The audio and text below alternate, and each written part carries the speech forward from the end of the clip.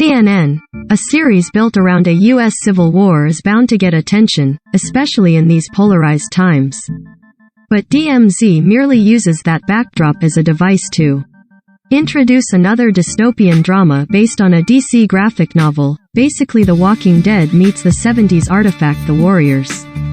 The result is an uninvolving miniseries that, at 4 parts, feels either too long or not nearly long enough. That's because the war has already happened when the story begins, finding the U.S. divided, with Manhattan turned into a lawless demilitarized zone between the two riven sides. Years after being separated from her teenage son as they fled the chaos, Alma, Rosario Dawson, braves returning to that zone, determined to be reunited with him no matter what the cost.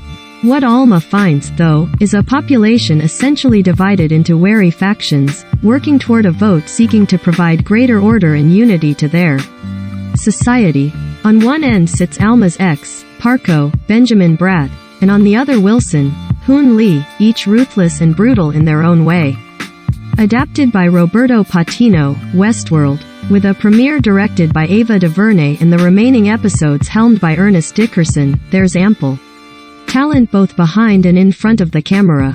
The net effect, however, is dramatically inert, perhaps in part because there have been so many variations on this theme, and because Alma's quest, and the idea of a mother desperate to reconnect with her now-grown child, overshadows the more interesting or distinctive aspects, turning it into a rather generic action thriller.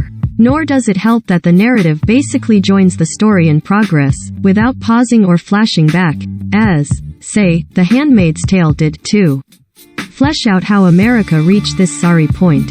Despite her resourcefulness and history with the key players, Alma too often feels like a bystander as conflicts rage around her, through no fault of Dawson's, who is pulling double streaming duty as Ahsoka Tano. With her energies steadfastly fixed on her son, broader questions about the DMZ's fate and assorted subplots are at best underdeveloped, and at worst relegated to colorful detours.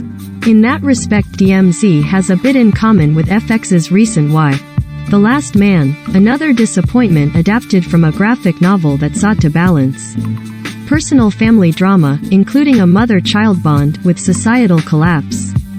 While that's fertile territory in theory, like Y, DMZ's alphabet soup winds up in a kind of bleak and familiar no-man's land, one that makes it a little too tempting to zone out before crossing the finish line.